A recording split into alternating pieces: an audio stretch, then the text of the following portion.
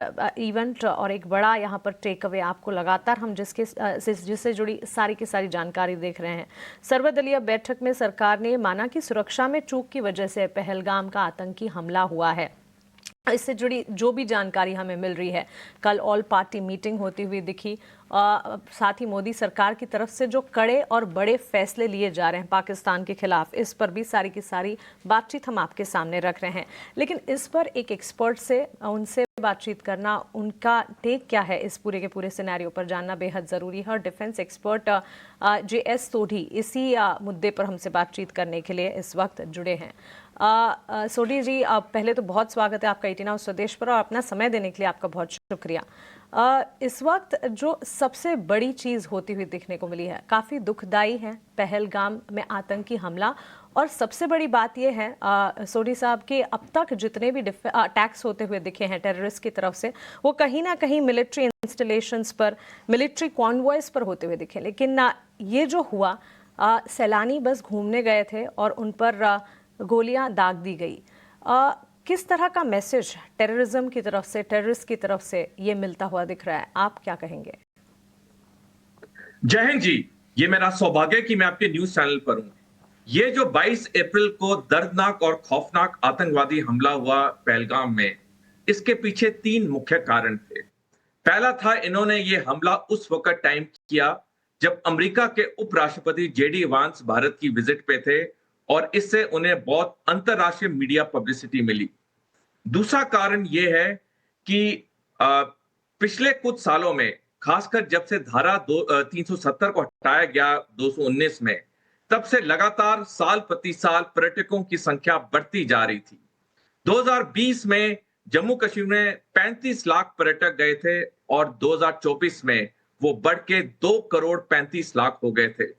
तो जिस तरह से जम्मू कश्मीर में खुशहाली वापस आ रही थी, ये पाकिस्तान को हजम नहीं हो रहा था और इसीलिए इस बारी उन्होंने पर्यटकों को चुना ताकि जम्मू कश्मीर में पर्यटक ना जाएं। और तीसरा और सबसे मुख्य कारण जो ये आतंकवादी हमला हुआ, वो ये है कि 2035 में चीन और पाकिस्तान मिलकर भारत पे 2 फ्रंट वॉर करेंगे। इसलिए पाकिस्तान अगले 10 साल तक जम्मू कश्मीर में अशांति फैलाना चाहता है ताकि 2035 में जब पाकिस्तान भारत पे हमला करे तो वो अंतरराष्ट्रीय समुदाय को बताए कि क्योंकि जम्मू कश्मीर में अशांति थी, इसलिए मैंने हमला किया। तो ये 3 मुख्य कारण थे जिसकी वजह से इन्होंने इस बारी ये वारदात की 22 अप्रैल को। ठीक है, और इसके अलावा इंडस वाटर ट्रीटी भी हमने सस्पेंड की है और पाकिस्तान इसे वॉर लाइक सिचुएशन कहता है। तो क्या आपको लगता है सोढ़ी साहब कि ये सिचुएशन एस्केलेट होती हुई नजर आएगी और इंडिया और पाकिस्तान के जो रिलेशंस है वो थोड़े से और बिगड़ते हुए नजर आएंगे? 21 सितंबर 2016 को पाकिस्तानी संसद में सरताज अजीज, जो उस वक्त पाकिस्तान के विदेश मंत्री थे, उन्होंने बयान दिया था कि अगर भारत कभी भी इंडस वाटर ट्रीटी को सस्पेंड या रद्द करता है तो उसे पाकिस्तान एक्ट ऑफ वॉर मानेगा। तो जो अभी कल बयान आए वो उसी लाइन में जो पाकिस्तान ने कई साल पहले ऑलरेडी अपनी संसद में बयान दिए थे। देखिए, इमीडिएटली इंडस वाटर ट्रीटी के सस्पेंशन से पाकिस्तान को अगले कुछ साल के लिए फर्क नहीं पड़ेगा, क्योंकि आज की तारीख में भारत के पास वो इंफ्रास्ट्रक्चर नहीं है जिसकी वजह से हम पानी को बड़ी मात्रा में या स्टोर कर पाए या डाइवर्ट कर पाए। जो पानी के विशेषज्ञ हैं उनका जो अनुमान है, कम से कम भारत को 10 साल लगेंगे ये पूरा इंफ्रास्ट्रक्चर बनाने के लिए, क्योंकि हमें 2 चीजें याद रखनी होंगी। ये जो भी इंफ्रास्ट्रक्चर बनेगा ये जम्मू कश्मीर में पहाड़ी इलाकों में बनेगा जहां पे कंस्ट्रक्शन बहुत मुश्किल होती है पहाड़ी इलाकों में। दूसरा कारण यह है कि जब भारत इतने विशाल स्तर पे इंफ्रास्ट्रक्चर बनाना शुरू करेगा, डेफिनेटली पाकिस्तान अपने आतंकवादियों को भेजेगा ताकि कंस्ट्रक्शन की पेस में धीमी आए। तो कम से कम 10 साल लगेंगे ये पूरा इंफ्रास्ट्रक्चर बनाने के लिए। लेकिन भारत सरकार का ये कदम बिल्कुल सही है, ये बहुत पहले हो जाना चाहिए था, लेकिन जैसे कहते हैं देर आए दुरुस्त आए। मैं भारत सरकार को नमन और सलाम करना चाहूंगा इतना अच्छा कदम उठाने के लिए। अब बहुत शुक्रिया आपका समय देने के लिए। अच्छा लग रहा है सर बातचीत आपसे करके, और मुझे पूरा यकीन है कि आप टेरेन से भी परिचित होंगे। जम्मू कश्मीर के सिचुएशन जो वहां पर इवॉल्व हो रही है उस पर आपकी बड़ी करीब से नजर होगी। देश में बहुत गुस्सा है सोढ़ी साहब, मतलब लोग चाहते हैं कि जिस तरह का जवाब हमने दिया था पुलवामा अटैक के बाद, उस तरह का जवाब दिया जाए पाकिस्तान को और आतंकवाद को।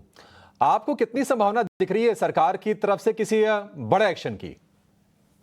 देखिए, मेरे को मिला के हम सारे 142 करोड़ भारतवासियों में आज इतना गुस्सा और आक्रोश है, सबका खून उबल रहा है और बिल्कुल सही उबल रहा है, क्योंकि जिस तरह से ये वारदात हुई है इसका बहुत बड़ा जवाब देना चाहिए।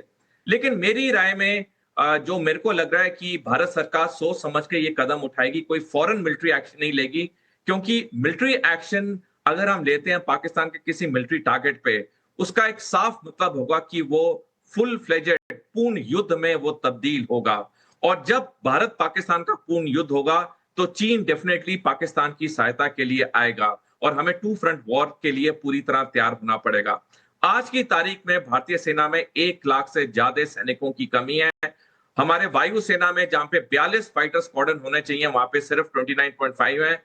तो कोई बड़ा मिलिट्री एक्शन मेरे को जो लगता है वो इमीडिएटली नहीं होगा, थोड़े समय बाद होगा जब ये पूरी हम डेफिशिएंसीज पूरी कर लेंगे। लेकिन मेरे को लगता है कि आने वाले समय में कोई सर्जिकल स्ट्राइक होगी, कोई पाकिस्तान में मदरसे पर या कोई टेररिस्ट ट्रेनिंग कैंप पे, बट मेरे को किसी मिलिट्री टारगेट पे स्ट्राइक करने की संभावना इमीडिएटली नहीं लग रही है। होगी जरूर, लेकिन कुछ समय बाद।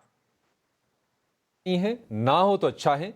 और भी तरीके हैं जवाब देने के जिसका कि सरकार ने इंतजाम किया है, और ये इंडस वाटर ट्रीटी जो है इसको रद्द करने का मकसद सरकार का यही है कि वहां की इकोनॉमी की रीढ़ को तोड़ी जाए। पाकिस्तान ने सोडी साहब जो शिमला पैक्ट को जो डिसमिस किया है, कहा कि अब हम उसको नहीं मानते हैं।